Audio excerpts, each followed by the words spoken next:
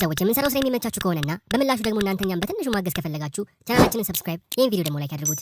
አምልጫለው በነፃ አልወዳደርም ሲያምራችሁ ይቀር ሲል ሴዶ ማርሻል አርት ከሀገር መኮብለሉን አስታወቀም። ሴዶ ማርሻል በንግግሩ ኢሮፕ ቱርክ ገብቻለው መቼም አታገኙኝም ሲል መልእክቱንም አስተላልፏል። ሴዶ ለውድድሩ ትልቅ የተባለ መስፈርቱንም አስቀምጧል። እስኪ ሙሉውን የሴዶ ማርሻል አርት ንግግርም ላስደምጣችሁ። አምልጫለው የምን ውድድር ነው? ውድድር በነፃ ያለባልሁኝ ማለት ነው። በነፃ ሲያምርሽ ይቅር ጌችና የኢትዮጵያ ሲያምራችሁ ይቅር በነፃ ልታለባልሁኝ ማለት ነው። ያው ኢሮፕ ገብቻለሁ ቱርክ ነው ያለሁት አልተገናኘንም። እኔ ፕሮፌሽናል ነኝ። ፕሮፌሽናል ውድድር ለመወዳደር ለስኮዳኛ ወደ ኢትዮጵያ ላለመመለስ ሄጃለሁ። አምልጫችኋለሁ። በነፃ እናንተ በነፃ ቢዝነስ ልትሰሩብኝ ነበር። ሲያምራችሁ ይቅር። ግን አንድ መስፈርት አለኝ። አንድ የ20 ሚሊዮን ብር መኪና የ30 ሚሊዮን ብር ቤት እና 20 ሚሊዮን ብር አካውንቴ ላይ ከገባ እመጣለሁ፣ እደባደብላችኋለሁ እንጂ በነፃ ምንም ነገር የለም። ሲያምርሽ ይቅር እያናችሁ ሲያምርሽ ይቅር ጌችና የኢትዮጵያ ሲያምራችሁ ይቅር በነፃ ልታለባልሁኝ ማለት ነው። ያው ኢሮፕ ገብቻለሁ። ያው ቱርክ ነው ያለሁት አልተገናኘንም። እኔ እንግዲህ እንዳያችሁት ነው ሴዶ የሀገር ክህደት ፈጽሟል። ኮብልሏል ከሀገር ምንም ማድረግ አይቻልም። ለማስመለስ እንጥራለን። በኢንተርፖልም ቢሆን ለማስመለስ እንጥራለን። ይሄው ነው የሀገር ክህደት ፈጽሞብናል። እንግዲህ እሱ ብቻ ሳይሆን ለስፖርቱም ክህደት ነው፣ ትልቅ ክህደት ነው የተፈጸመብን። ይሄ ቪዲዮ ለጌች አድርሱልኝሽ። ለአረፋ ሀገር ቤት ገብቻለሁ አልመለስም። በዛው በነፃ ላይ ያለጣልጥ እኔ ገንዘብ ሊሰራብኝ ለኪሴ ለፊት ለፊት ኪሴ 20 ሚሊዮን ብር ለኋላ ኪሴ 20 ሚሊዮን ብር 40 60 ሚሊዮን ብር ተሰጥቶኝ ማለት ገና ባለ 50 ሚሊዮን ብር ሳር ቤት ተሰርቶልኝ ና ካልተባልኩ አልመለስም። ሞኝን ፈልግ ኢሮፕ ነው ያለው ተው ለአረፋ አድርሱለት። የቸልሲ ደጋፊዎች ምን ሼ ነው የምትንጫጩብኝ? ስለ ኳስ ምናምን ነገር ራሱ በደንብ አድርገን በውስጥ መስመር የምናወራ ጀለሶች ምንባባል ሰዎች ማን አትንጫጩብኝ። እኔ ልታሸማቃት ሞክር የቸልሲና የትርፌ ደጋፊዎች ማን እኔ እኮ በደንብ ነው ማስታወሰው የእናንተን በደላችሁ ሲጀመር ከ30 ዓመት በላይ የሆነ የቸልሲ ደጋፊ እንዳለ ከአርሰናል ከርቶ ሄደ ነው። ዝም ብለህ እጅን ዘርግተህ ለምን ተቀበልከው? ስታንዳርድህ በዚህ ደረጃ ከፍ ያለ ከሆነ ማን ወይ የትርፌ ደጋፊዎች አብዩሉላ ጭራሽ ክለብ አይቀየር ምናምን ብላ ስትመጻደቅ ቪዲዮ ሰራች። እዛ ጓደኛ ፖድካስት ላይ ያለችን ጓደኛ ማን ካሁን በኋላ ኦፊሻሊ ከዚህ ክለብ ወደዚህ ክለብ ቀይር ያለው ስትል ሆይ ብላችሁ አይደል ያጨበጨባችሁት? ጀግና ይመችሽ ወደ ትክክለኛው መንገድ መጣሽ ምናምን ነገር ምንድነው ልታሸማቀኝ የምትሞክረው? የኔ ነው ስታንዳርድ ከፍ ያለው የኔ ነው። ደስ ማይለኝ ነገር ነው ያደረኩት፣ ግን አንተን ስለሚያቃጥልህ ነው ያደረኩት። ምክንያቱም አንተ ከዚህ የባሰ ነገር አድርገኸኛል ነው ማለት ተረዳህ ጋር መቻል አለብህ። በቃ መቻል አለብህ። የአርሰናል ደጋፊ ችሎ ነው የኖረው። ይውላ በደል ችሎ ነው የኖረው። ተረዳኝ አይደል? አሁንም ዋንጫው ይጨመራል። በደሉ ትንሽ ቆንጠጥ ካልተደረክማ እንዴ ትንሽ ጨቆን ካልተደረክ የጊዜ ባለ ጊዜ ማለት ነው ጨቁናለሁ ተጨቁኜ ስለኖርኩኝ ማለት በተለይ የትርፌ ደጋፊ ልትላጥ እንዳትሞክር ማለት ስታንዳርድ እንዳለህ ማለት ዱቄት ተረዳኝ አይደል? ማንንም ክለብ ሲቀይር ሆይ ብለህ ትቀበላለህ። ማንንም ማለት አድክሚያንስ አትምከሩ ገባህ አይደል? ማናችንም እንዳትመክሩ። ብዙ ስቃይ ይቻለው ነው። ይሄን ክለብ እየደገፍኩኝ ማለት በጽናት ነው የቆየሁት። አንተ የኔን ማድረግ እንደምትችል ገና ማየት ፈልጋለሁ ማለት ገና እንደኔ ስትፈተን ማየት ፈልጋለሁ። ይሄን ካላደረክ ብዙ እንዳትላጥ አንተም ትቀይራለህ ማለት አንተንም ማሊያ ለብሳለሁ ገና። ጀማው ዝግጁ ናችሁ ወይ? የአውሮፓ ሻምፒዮንስ ሊግ ወሳኝ ጨዋታችንን እንግዲህ የፊታችን ቅዳሜ በቡዳፔስት እናደርጋለን። ታዲያ ይህ ጨዋታ ምሽት 1 ሰዓት ላይ ይደረጋል። ጀማው ከዚህ ጨዋታ በፊት አዳዲስ መረጃዎች እየወጡ ይገኛሉ። ምን አለ የሚለውን እስቲ ላካፍላችሁ። ፎሎ፣ ላይክ፣ ሼር፣ ኮፒ ሊንክ አድርጋችሁ ለጀማ ማዳረሳችሁ እንዳትረሱ።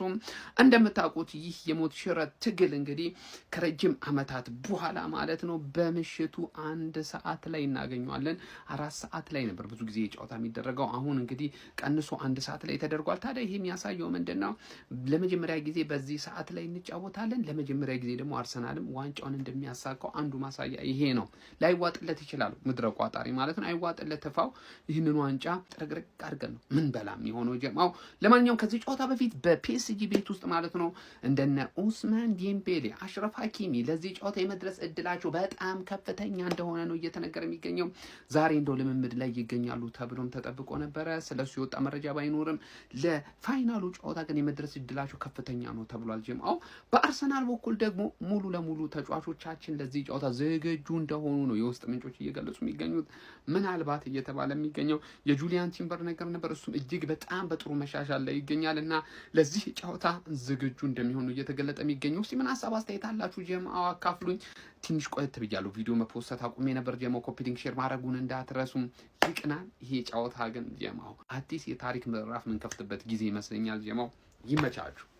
ሰበር ዜና ለአርሰናል ደጋፊዎች፣ ኡስማን ዴምቤሌና ሀኪሚ ወደ ልምምድ ተመልሰዋል።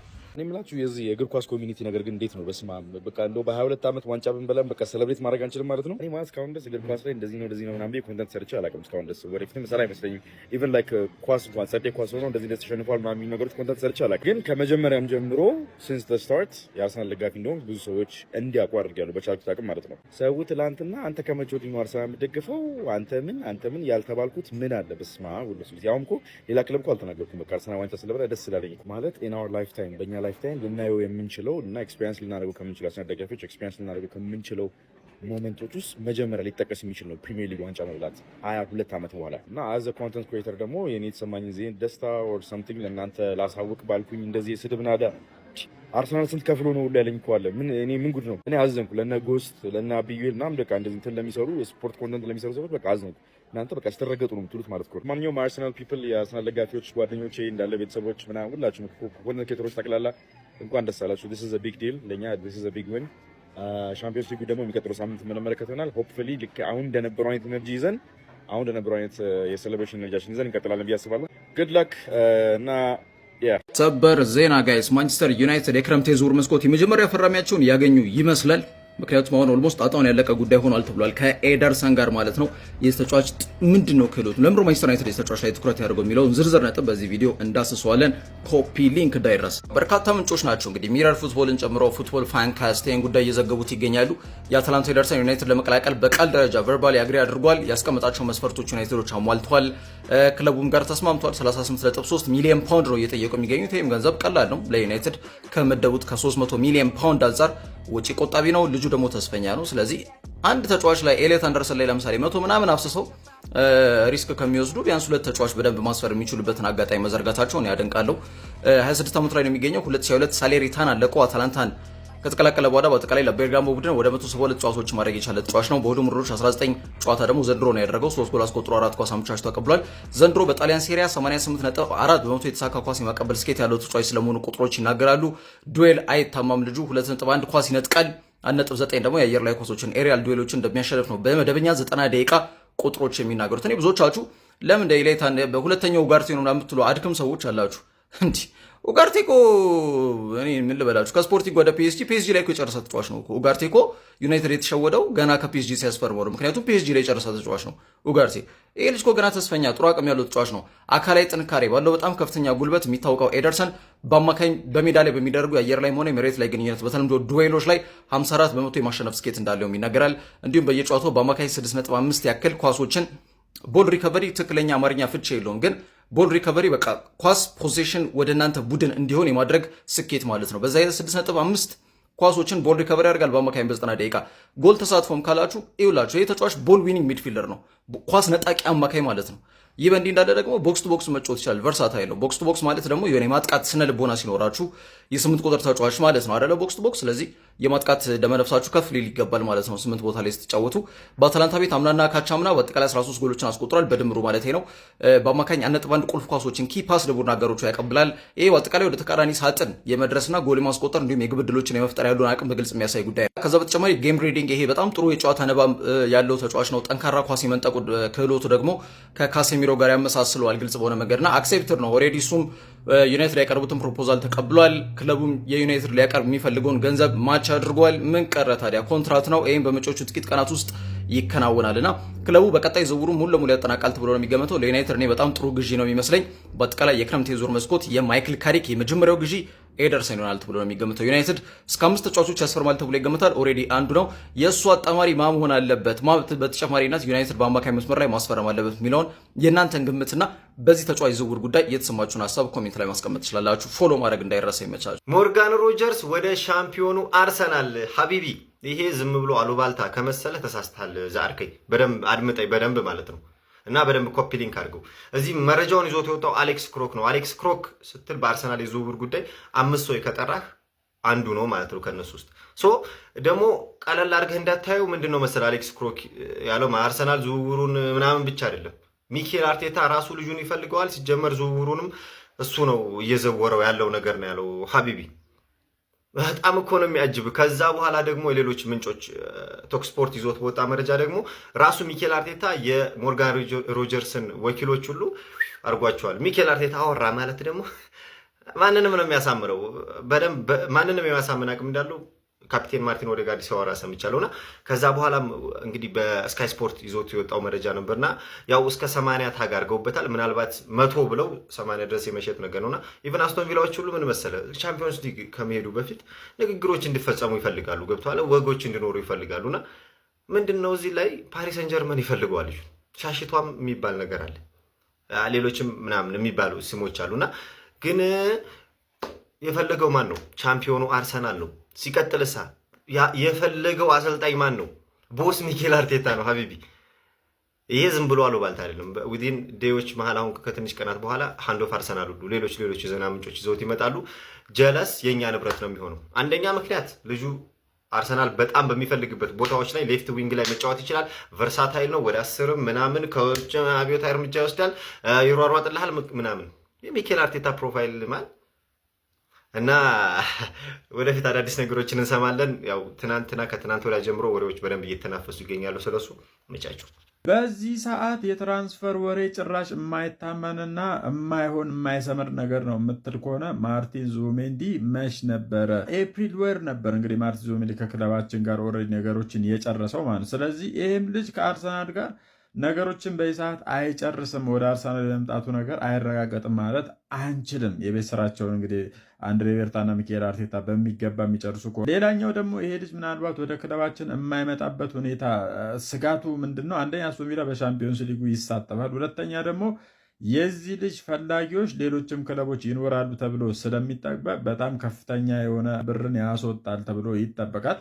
ያ ደግሞ ምናልባት ለአርሰናልና ለሚኬል አርቴታ አስቸጋሪ ያደርገዋል ተብሎ ይጠበቃል። እንደተለመደው ኮፒ ሊንክ እያደረጋችሁ ለዚህ አካውንት ቤተሰብ ያልሆናችሁ የፕላስ ምልክቷን በመጫን ቤተሰብ እንድትሆኑ እጋብዛችኋለሁ ማለት ነው። ለማንቸስተር ሲቲ ደጋፊዎች እንግዲህ በጣም ከባድ ጊዜ እየመጣ ይመስላል። የማንቸስተር ሲቲን 115 ክሶች በተመለከተ በትላንትናው ዕለት አንድ ሰበር መረጃ ወጥቷል። መረጃውን ላጋራችሁ ቪዲዮን ኮፒ ሊንክ እንዲሁም ደግሞ ላይክ እና ፎሎ እያደረጋችሁ እስከ መጨረሻው እንድትከተሉ ጋብዛችኋል። የሃንድ ኦፍ አርሰናል መረጃ እንደሚያሳየው ከሆነ ማንቸስተር ሲቲ በተከሰሰባቸው 115 ክሶች ላይ በሚቀጥሉት ሳምንታት ውሳኔ እንደሚሰጥ የሚያሳይ መረጃን ይዞልን ወጥቷል። ሁሉም የፕሪሚየር ሊግ ክለቦችም ውሳኔውን እየተጠባበቁ እንደሆነ ነው የሃንድ ኦፍ አርሰናል መረጃ የሚያሳየው። የማንቸስተር ሲቲ የፍርድ ቤት ጉዳይ ለአመታት ሲጓተት ነበረ። ምናልባትም በሚቀጥሉት ሳምንታት ውሳኔ ሲሰጥበት ልንመለከት እንችላለን። ሃንድ ኦፍ አርሰናል እንግዲህ በጣም ታማኝ የዜና ምንጭ ነው። ባለፈውም ፔፕ ጋርዲዮላ እንደሚለቅ የተናገረው የመጀመሪያው ሰው ነበረ። በትናንትናው ዕለትም እንግዲህ ይህንን መረጃ ይዞልን ወጥቷል። አንተስ ማንቸስተር ሲቲ ላይ ምን አይነት ቅጣት የሚጣል ይመስላችኋል? ሀሳባችሁን ኮሜንት ሴክሽን ላይ አስቀምጡልኝ። ለማንቸስተር ሲቲ ደጋፊዎች እንግዲህ በጣም ከባድ ጊዜ እየመጣ ይመስላል። የሃንድ ኦፍ አርሰናል መረጃ እንደሚያሳየው ከሆነ ማንቸስተር ሲቲ በተከሰሰባቸው 115 ክሶች ላይ በሚቀጥሉት ሳምንታት ውሳኔ እንደሚሰጥ የሚያሳይ መረጃን ይዞልን ወጥቷል። አንተስ ማንቸስተር ሲቲ ላይ ምን አይነት ቅጣት የሚጣል ይመስላችኋል? ሀሳባችሁን ኮሜንት ሴክሽን ላይ አስቀምጡ። እሺ ባጭሩ ፍጽ ያለችው እንግዲህ ማን ሲቲ ላይ ያለበት ያ የ115 ክስ ጉዳይ በሚቀጥሉት ሳምንታት ውሳኔ እንደሚሰጥ ነው ምንጭ ከሃንድ ኦፍ አርሰናል አንድ ኦፍ አርሰናል ይቅርታኛ አንድ ኦፍ አርሰናል አናምንም። ምናልባት ስለ አርሰናል ትክክለኛ መረጃዎችን ይሰጥ ይሆናል። ስለ ማንቸስተር ሲቲ ግን ለዛውም ስለ 115 ጉዳዩ አናምንም። ግን እሺ እንመንና እሺ ምንድነው መረጃው የሚለው በሚቀጥሉት ሳምንታት ውስጥ ውሳኔ እንደሚሰጥ ነው የሚለው። አንተ ግን ምንድነው ያልከው? በመጀመሪያ ከባድ ቀን ለማንቸስተር ሲቲዎች የመጣ ይመስላል አለ። ፕላስ ደግሞ ምን አይነት ቅጣት የሚጣልበት ይመስላችኋል አልክ። ፍፄ መረጃው እኮ ውሳኔ ይሰጣል ነው። ውሳኔ ይሰጣል ማለት ደግሞ ምን አይነት ቅጣት ይጣልበታል ወይ ደግሞ ከባድ ጊዜ እየመጣ ነው ማለት አይደለም። ክስ ያለበት ቡድን ሁሉ ጥፋተኛ ሆኖ ይገኛል ማለት አይደለም። ጥፋተኛ እንኳን ቢሆን በሆነ ነገር አድርጎ ሊያልፈው ይችላል ማለት ነው። ሲቀጥል ደግሞ ሁሉም የፕሪሚየር ሊግ ክለቦች ውሳኔ እየተጠባበቁ ነው አልክ። አዎ እንዴት አይጠባበቁም? በተለይ አርሰናል ደጋፊዎች በጣም ነው የሚጠባበቁት። ሁሌ ከስር እየመጣው ዋንጫውን የምበላው እኔ ነኝ። ታዲያ ሲቲ 60 ነጥብ ተቀንሶበት ወይ ከፕሪሚየር ሊግ ቢወርድ ወይ ዋንጫ ቢነጠቅ እንዴት ደስ አይልም? የለህም። ይሄ ቢሆን እኮ ውሳኔው ራሱ እኮ እንደዚህ ቅጣት ቢጣልበት እኮ እና ያው ፍጽዬ በሚቀጥለው ቪዲዮ ስትሰሪ ሲቲ ላይ ይሄን ያህል ቅጣት እንዲጣልበት እንደምትፈልጊ ሳታስባንኝ ስሪ ማለት ነው። ለማንኛውም የሲቲ ደጋፊዎች ስለዚህ ጉዳይ ማለት የሚፈልገው ነገር አትጨነቁ ነው፣ አትጨነቁ። ይሄ ነገር አንዴም ቢሆን ፋብሪዚዮ በኢንስታግራም ገጹ ሲቲ እንደዚህ ሊሆን ነው ምናምን ብሎ አሳውቆን አያውቅም። በፌስቡክ አንድ ቀን ያውቃል።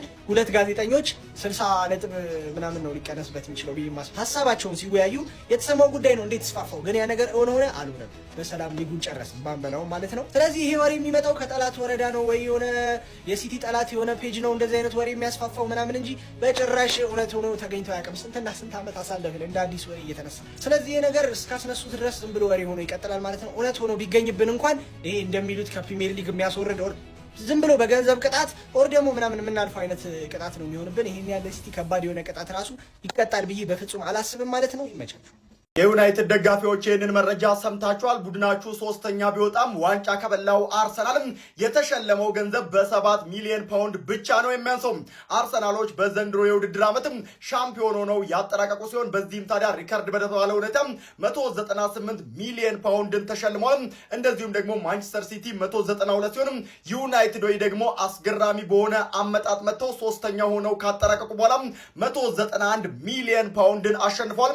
እስከታይ ድረስ እንደምትመለከቱት ወልቭስ 20ኛ ደረጃ ወጥቶ ነገር ግን 117 ሚሊዮን ፓውንድን በዚህ የውድድር ዓመት አግኝተዋል። ምንድነው ፉከረው? ሽለለው ፒኤስጂን በርነማውዝ ሄዶ ያስጠልልህ ወይ ኤቨርተን ሄዶ ያስጠልልህ? ራስን ኃላፊነት የምትወስደው ራስ ደግሞ ኃላፊነት ስትወስድ ተመልክተናል። ልክ እንዳለፉት ዓመታት ሁሉ ዘንድሮም እኮ ልክ ሰዓታችሁ ሲደርስ እኮ አስረክባችሁ ነበር። ልክ ኃላፊነታችሁን ራሳችሁ ስትወስዱ ሲቲን 2 የዋንጫ ጨዋታን ያገኛችሁት እኮ 2 ተሸነፋችሁ። ኧረ በስመ አብ። ልክ ሰዓታችሁ ሲደርስ እኮ አርሰናል ቲንግስ የሚባሉ ነገሮች አሉ። ያንን እኮ በቃ አምጥታችሁታል፣ አርጋችሁታል።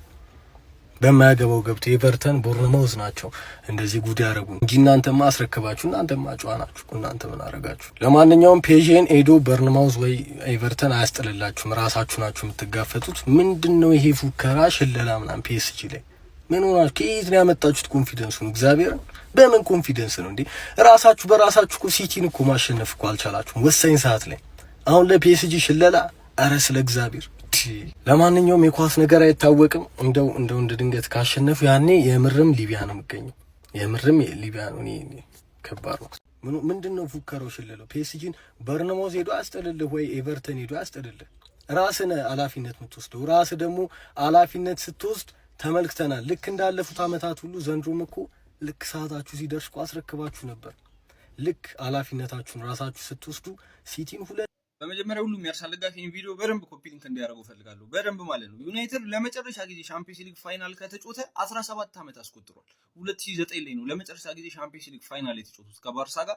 እሱንም 2-0 ተሸንፏል ማለት ነው። ታዲያ አሁን የምን አትርሱኝ ነው ቲሜ ችሎ ሻምፒዮንስ ሊግ ፋይናል ደረሰ ከፒኤስጂ ጋር እና አንድ የአርሰናል ደጋፊ አላየሁም የሚፎክር ማለት ነው። ሁሉም ፕሪሚየር ሊጉን እያጣጣመ ነው። በቃ ሻምፒዮንስ ሊጉ ሲደርስ ደግሞ በቃ አብረን የምናየው ይሆናል ውጤቱ። አንዴ ዛተ እንዲህ ፒኤስጂን እንዲያርገን ያለ የለም ማለት እንዲህ የምን አትርሱኝ የምን ቦርነማውዝ የምን ሲቲ ምናምን ነው የምትለው ጀግነው እነ ሙካሊፍ ማለት ነው። እንዲህ በጣም ነው ኮምፕሌክሳችሁ የተንጫጨው። የምን አትርሱኝ ነው እንዲህ ቸለ ተገኝ ቦታው ላይ ቸለ ተገኝና ያኔ አብሽቀኝ ገባህ? አንድ ደጋፊ ጸጉር ማስቆረጥ የከበደ ቲም እዚህ ጋር ፍጻሜ ቦርነማውዝ መሰለ መጥቶ እንቲ ቸለን ነው ዘመዴ። ፕሪሚየር ሊጉን ብናሳካ በጣም ነው እንደ ከፋችሁ ደስተኛ ስለሆነ ፕሪሚየር ሊጉን አሳክተን ምናምን ይቀጥላል። ከተማው መበጥበጡን ይገርማ በፕሪሚየር ሊጉ ሻምፒዮንስ ሊጉን ደግሞ ያሳካና ያኔ ደግሞ ታይዋል የሚሆነው የሚፈጠረው ማለት በጣም ከፋችሁ፣ በጣም ደበራችሁ ነገር እንቲ ያልተጠራበት ሰርግ ላይ ካልገባው ለቡሌ ለማውጣት እኮ አትበቁም እኮ እናንተ እንኳን ተከብረ ተጠርተ ልገባ ቀርቶ ማለት ልቃቂታም ተደብቀ ቤተ ታይዋለ ኳሱ። ለማንኛውም ገነርስ ፋሚሊ ይቻማችሁ። ብሩኖ የዓመቱ ምርጥ ተጫዋች ተመርጧል ተብሎ የተጨፈረ ጭፈራ ነው ይሄ።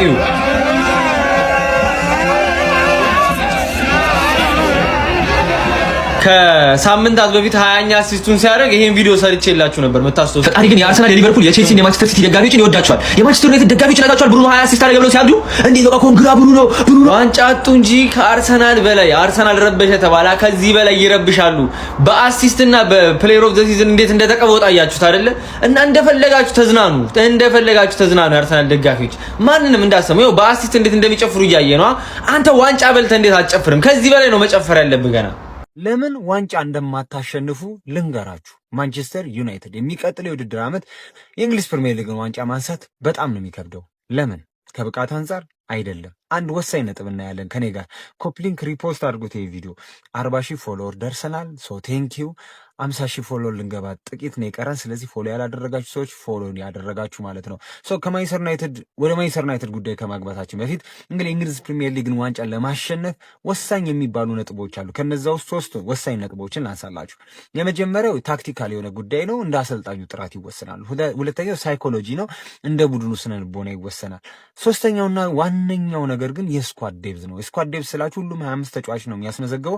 ነገር ግን በእያንዳንዱ ቦታ ላይ 2 ጥራታቸው የላቁ ተጫዋቾችን መያዝ አለባችሁ የእንግሊዝ ፕሪሚየር ሊግን ዋንጫ ለማሸነፍ። ከዚያ እንኳያ የፋይናንስ አቅማችሁ ወሳኝነት አለው። ወደ ማንቸስተር ዩናይትድ ስንገባ ማንቸስተር ዩናይትድ ሰዎች ተጫዋቾችን ለማስፈረም ያን ያህል ችግር ያለባቸው ሰዎች አይደሉም። ነገር ግን የዚህ የውድድር ዓመት ይለያል። በባለፉት 3 ዓመታት ከ300 ሚሊዮን ፓውንድ በላይ ከስሯል ማንቸስተር ዩናይትድ። አጠቃላይ ዕዳው ወደ 1.3 ቢሊዮን ፓውንድ ደርሷል። በፒኤስአር ደግሞ በየዓመቱ ልትከስሩ የሚገባችሁ 105 ሚሊዮን ፓውንድ ብቻ ነው። ይህንን ነገር ተከትሎ ማንቸስተር ዩናይትድ የዚህ ውድድር ዓመት ወይም የዚህ የክረምት ባጀቱ 150 ሚሊዮን ፓውንድ ብቻ ነው ተብሎ እየተዘገበ ነው። ይሄ የሚሆን ከሆነ ብዙ ተጫዋቾች ተርኖቨር ይኖራል ማለት ነው፣ ተጫዋቾች መውጣትና የተጫዋቾች መግባት። ይሄም በራሱ ማንቸስተር ዩናይትድ ጋር ያሉ ተጫዋቾችን የማዋሃድ ችግር ይፈጥርበታል አሰልጣኙ። ሁለተኛ ነገር ደግሞ የስኳድ ዴብዛቸውን በፈለጉት ጥልቀትና ስፋት ማምጣት ይችላሉ ብዬ አላምንም። ከዚህ አንግል ማንቸስተር ዩናይትድ ይሄንን የስኳድ ዴብዙን ችግር በአንድ የክረምት ጊዜ ብዙ ተጫዋቾችን አምጦ እነዛን ተጫዋቾች ደግሞ አዋሃዱ የሚቀጥለው ዓመት የእንግሊዝ ፕሪሚየር ሊግን ዋንጫ ለማንሳት ይከብደዋል ብቻ ሳይሆን የሚቻልም አይደለም። እናንተ ሀሳብ አስተያየቶቻችሁን ኮሜንት ላይ አስፍሩልኝ። ዳቪድ ራያ ይሄ ሰውዬ ማለት ነው ቅዳሜ ፒኤስጂን አሸንፈን የሻምፒየንስ ሊግ ዋንጫን ከፍ የምናደርግ ከሆነ የዴቪድ ራያ አስተዋጽኦ እጅግ ከፍተኛ ከሆነ በእሱ አስተዋጽኦ የኪቪቻ ክቫራትስኬሊያ ዴምቤሌ ዱዌ የእነሱን ኳሶች ተቆጣጥሮ የምር ይህን የሻምፒየንስ ሊግ ዋንጫ አርሰናል ለመጀመሪያ ጊዜ ከፍ አድርጎ የሚያሸንፈው ከሆነ ማለት ነው ባሎን ዶር ካልሰጡት እኔ በቃ በምንም ተአምር ልረካ አልችልም። እግዚአብሔር ነው የምላችሁ። ያሸንፋል እያልኩ አይደለም ግን ምኞቴን ነው ጀስት ምኞቴን ነው። ባሎን ዶር ቢሰጡት ነው በአግባቡ ልረካ የምችለው። ኤኒዌይ ዳቪድ ራያ በዚህ ሲዝን ማለት ነው ምርጥ ሴቦች ያሉት እና እስኪ 5ቱን እንመልከታችሁ። ራንክ ማድረገው ዝም ብዬ ነው። ሁሉም ሴቦች በቃ እንደዚህ ምናምን የሚያስሩ ሴቦች ናቸው ማለት ነው። ኤኒዌይ እስኪ 5ቱን እንመልከታቸው። ፓርቱ ይቀጥላል ከተመቻችሁ ማለት ነው። 5ኛ ላይ የምናስቀምጠው ማለት ነው ብራይተን ላይ ሲያረጉ ኳስ ነው ማለት እንደዚህ ይቻላል እንዴ? አሞራ ካሉ የሆነ እኮ ምትበራ የሰው ልጅ ሆነ የሆነ ፊዚክስ ነገ ምናምን ነበር እኮ ሲጥስ የነበረው። እግዚአብሔር የሚንቲ ምን አይነት ኳስ ነበር የመተው ማለት ከዛ በምን አይነት መልኩ ሴቭ እንዳደረገው ተመልክታችኋል። 5ኛ እንዳልኳችሁ ራንክ ማድረገው ዝም ብዬ ራንክ ለማድረግ ነው እንጂ ምንም እኔ ለማበላለጡላ በጣም ነው የምቸገሩ ነው የምላችሁ። 5ኛ ላይ እስኪ ብራይተን ላይ ሴቭ ያደረገውን ይዘ 4ኛ ይሄኛው ከማንቸስተር ዩናይትድ ጋር ብሩኖ ፈርናንዴዝ የመተው ኳስ ራ ሴቭ ያደረገበት በቀጥ በልከው ተመልሶ እዚህ ወድቆ እዛ ሻውን ይዞ ፊዚክስ ንጋልጣ ሰም ነው የምትል እንደዚህ ይቻላል? የሰው ልጅ ሆነ ተፈጥረ እንደዚህ መብረር ይቻላል?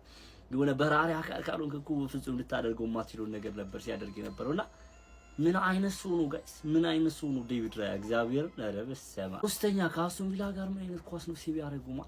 ምን አይነት እዚህ ከየተመተው ለማዳን ደዛ ተጋግጦ ምናምን ወድቆ ድጋሚ ዋትኪን ሲገጩ እንኳን አወጣው ማለት ይሄ ሰው ጃውን ሰው ነው ብለህ ታምናለህ ነው? ባሎን ዶር ቢሰጠው ይደብርሃል ነው?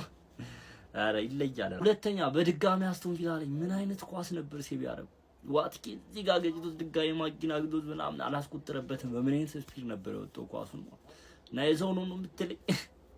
አረ ዴቪድ ወኛ ስለሆነች ብቻ በቃ እድለኞች ነን። እግዚአብሔር 1ኛ ዶዋኒን ቶንሊ ማለት የዚች ሴቭ ኢምፖርታንት ዋንጫውን ያሸንፍንባት ነች። ፕላስ ደግሞ ጨጓራ ወያላ ጨጓራ የተላጠበት ምናምን ሞመንት ነበረች እና እቺ ሴቭ ባትደረግ ነው ምናልባት ዋንጫ ማናሸንፍ የምንችልበት አጋጣሚ ኖር ይችል ነበርና በዚች ሴቭ ዋንጫውን ነው የሰጠን ዴቪድ ራያ። አክቹሊ እኔ የእሱ ሴቮች ሁሉም በቃ ማበላለጥ ይከብዳል። እንዳልኳችሁ ቺንጎል ያስቀድምኳት ምናምን ከጥቅሙ አንጻር ነው ምናምን። በመጀመሪያው ጌም ራሱ ፕሪሚየር ሊግ ሲጀመር ከማንቸስተር ዩናይትድ ጋር ምን አይነት የማቲያስ ኩኛ የብሩኖ ፈርናንዴዝ የዳሉት ምን አይነት 7 ሴቭ ነበር በዛ ጨዋታ ብቻ ማድረግ የቻለው ማለት ያን ጌም መቼስ ታስታውሳላችሁና ማንቸስተር ዋንጫውን ይበላል ምናምን የተባለ ጊዜ ማለት ነው። ኤኒዌይ የዴቪድ ሌላ አናዘር ሌቭል የሆነ ተጫዋች ነው። ሌሎች ከቶተናም ጋር ምናምን ብዙ አሉ፣ በጣም ብዙ። እስኪ ኔክስት ወይ በሌላ ፓርት እንሰራችኋለን። ይመቻ። ሼር ኮፒ ሊንክ ፖስት አድርጉት። 4 ሰዓት አልፏል ይሄን ቪዲዮ ፖስት አድርጉ። ከመሽኑ ፖስት ያደርጉት ከማኒው ጋነርስ አርሰናል አሁንም የቻምፒየንስ ሊጉን ዋንጫ የማንሳት ከፍተኛ እድል ያለው ቲም ነው። እኔም የምፈራው ነገር ይሄንን ነው። ኦፕታ እንዳወጣው አርሰናል 73% ለፍጻሜ መድረስና 37% ዋንጫውን የማንሳት እድል አለው ነው ያያለው። ይሄን ደግሞ እኔም ስፈራው የነበረው ነገር ነው። ትላንትና የሚደብር ጌም አያችሁ አይደል?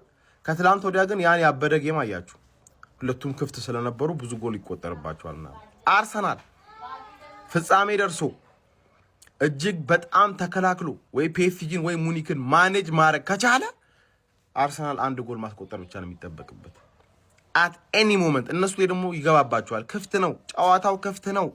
ይሄን ነው ስፈራ የነበርኩት። በእውነት ነው የምላችሁ፣ ይሄ ነው የሚያስፈራው። ለዚህ አሁንም አርሰናልን አንደርስቲሜት አታድርጉ፣ በደንብ ቋጥሩ ነው የምላችሁ። እኔ በጣም ሰግቻለሁ ጋይስ። ዛሬ አንድ ነገር ነው የምነግራችሁ።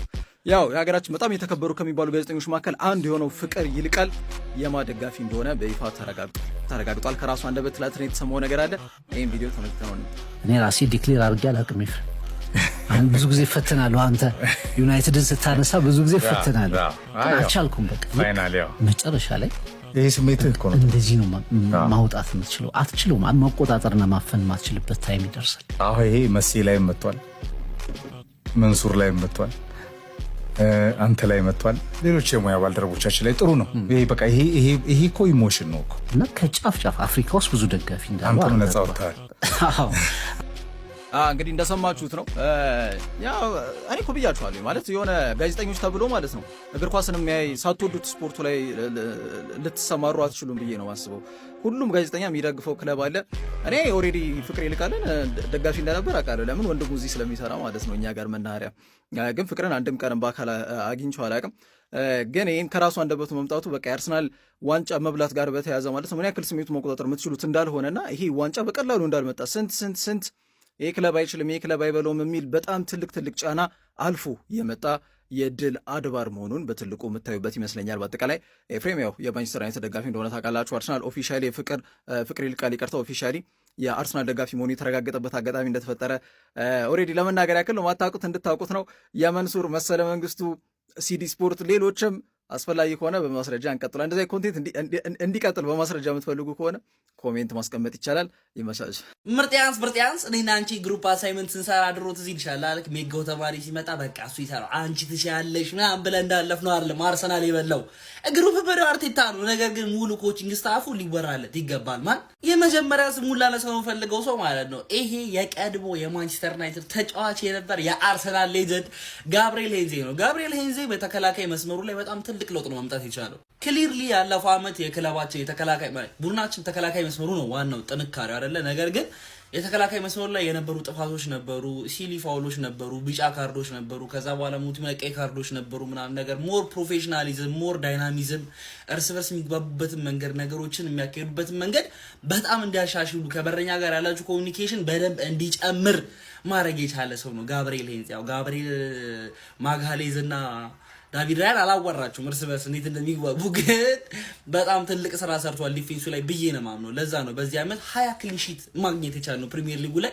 ሻምፒዮንስ ሊጉ ላይ ደግሞ 7 ነው 8 ምናምን በቃ ቀልድ ነው ያዘው። ማን ሁለተኛ ሰው አልበርት ስቱቪኛን። ይሄ ሰውዬ ማለት ስለ ሁሉም ስለ ምክትል ኮቹ፣ ስለ በረኛው ኮቹ፣ ስለ ሁሉም ሰው ሲወራ ብዙ ጊዜ ሲወራ አንሰማው። አልበርት ስቱቪኛን ማለት ያ የኮቾች ስታፍ ላይ ያለ ብቸኛ ጤነኛ ሰው ማለት ብቸኛ ጤነኛ ሰው ስላችሁ ሁሉም እብድ ናቸው። አርቴታ እብድ ነው፣ ጋብሪኤል ሄንዜ እብድ ነው፣ ኒኮላስ ዮቨር እብድ ነው። ይሄ ብቻ የተረጋጋ ሰው ይሄም ሰውዬ በውስጡ እብድ ሊሆን ይችላል። ነገር ግን አርቴታን የሚያረጋግ ከአርቴታ ተቃራኒ ሆኖች ወይ ደግሞ ላይክ ሊያግዙት የሚችሉ እሱ ያላየውን ሀሳቦች የሚሰጥ በእድሜ ከሌሎቹ የሚበልጥ በእድሜ መብለጡ ባይዜ ብዙ ልምድ ይዞ ይመጣል። ታውቃላችሁ አይደለ? የሚበልጥ የሚገርም ለኮቺንግ ስታፋችን ዋና የሆነ አሲስታንት ኮች ነው አልበርት ስቱፍ። በጣም እድለኛ ነው እሱኛ ቲም ውስጥ ስላለ ማለት ነው። ሶስተኛ የሚወራለት ደግሞ ሜጀር የሆነች ሰው ይቺ ምርጥ ያንስ ናት፣ ኒኮላስ ዮቨር ማለት ኒኮላስ ዮቨርን አርቴታ ሲያመጣው በጣም ትልቅ ስራ ነው የሰራው። በጣም ማለት ነው ፕሪሚየር ሊጉ ላይ ከኮርና ብቻ አይደለም ከሴት ፒስ ከቆመ ኳስ ከሁሉም የቆመ ኳስ አርሰናል ያስቆጠረውን ኳስ ስትመለከቱ ማለት 16 ኮርና 14 ኮርና 19 ኮርና ሆነ በዚህ አመታ። ከቆመ ኳስ ደግሞ 22 ኳስ 20 ኳስ 25 ኳስ የቅጣት ምቶች ምናምን ፔናልቲ ምናምን ሲጨመር ማለት ነው።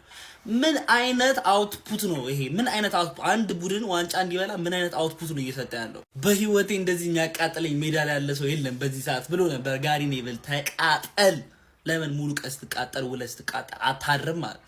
ከሱ ውጪ እንደ ካርሎስ ኩዌስታ አይነት ካውንስለሮች ነበሩን ታውቃላችሁ፣ የቀድሞ ቲማችን ላይ። አሁን በዚህ አመት ወደ ፓርማ ሄዳ ፓርማ ላይ ጸድ ስራ እየሰራች ገና 30 አመቱ ነው ባይዜ።